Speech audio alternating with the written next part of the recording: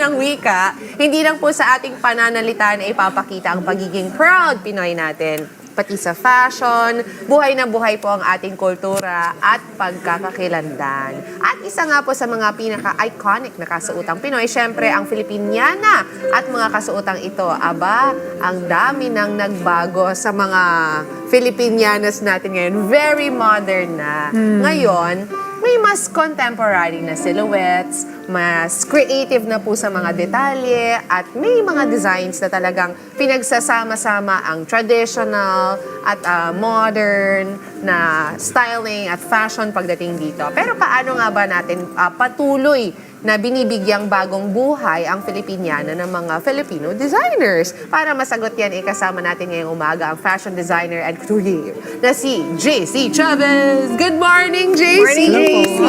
Magandang umaga. Morning po, Alam mo, si JC ang gumawa ng national costume ni Legado, tama ba? Ano po, Legado. nag-guess lang po siya, hindi po national costume. Ano ba, sorry? Ano lang po, nag-guess lang po siya sa... Hindi national costume. Yes. Akala ko parang yung isa sa mga national costume, ikaw ang gumawa. Ang nag-design. Okay. Para sa mga Filipiniana, modern Filipiniana natin ngayon. Kasi pag sinabi nating modern, ano nga ba talagang ibig sabihin nun? Pwede bang gawing modern? Ang isang dapat ay traditional. Oo. So, ang modern Filipiniana po today, yung interpretation niya na is, isa po siyang dress with butterfly sleeves. Yung patajok, Yes. ayan, Okay. mga ganyan. Before po kasi, yung Filipiniana sleeves ay madami pa po siyang part. May panuelo, Okay. may kamisa, may saya, tapis. Oo. So, madami pong parts. So, ngayon po, natira na lang is yung butterfly sleeves.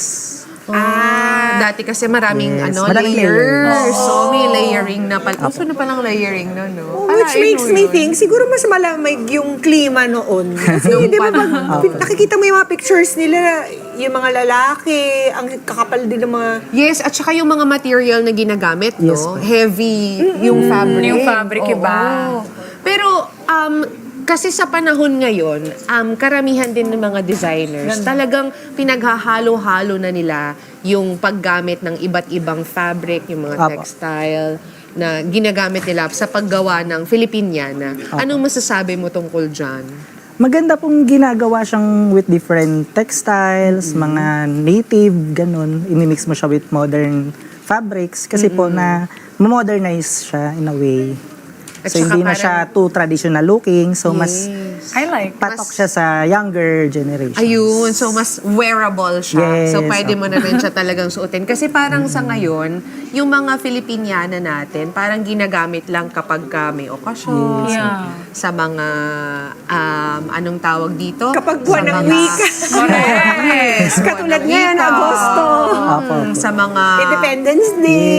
Sa mga state events. True. Ganon, hindi ba? Or pag may wedding na may theme lang ng Filipiniana, ganon lang, di ba? Hindi na natin, paano ba natin kaya ito mape-preserve, JC, sa Ano tingin po, mo? before po kasi, yung madami pang time yung mga Filipinas to wear yung traditional natin na sleeves. Kasi before po malalaki yung sleeves talaga, yung saya, yung kamisa. So ngayon po, medyo wala na masyadong time nga mag-dress up yung girls kasi naging part na din po ng workforce yung correct. women. Kaya medyo hindi na po siya masyadong na-incorporate sa daily lives ng mga babae.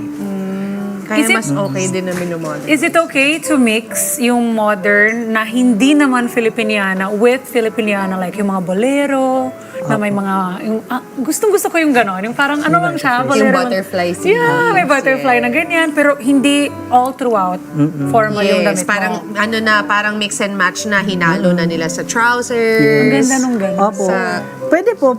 Actually po, yun na lang po talaga yung remaining essence nung ating Filipiniana, yung butterfly Yung sleeves.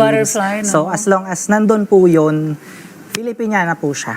Terno. Ano bang mga elements ng Filipiniana ng terno yung dapat na mapanatili natin sa pagdisenyo ng isang Filipiniana outfit? Actually po, yung Filipiniana designing ngayon is, syempre part pa din po yung influence. So, sa Europe, mga fashion week. So, in-incorporate pa din po siya. But yun nga po, with sleeves siya na With the butterfly. butterfly. Kasi, yun na lang po yung kailangan natin para magmukha siya talaga na Filipiniana. Filipina. Let's get together. Sunday 25. Sunday 25.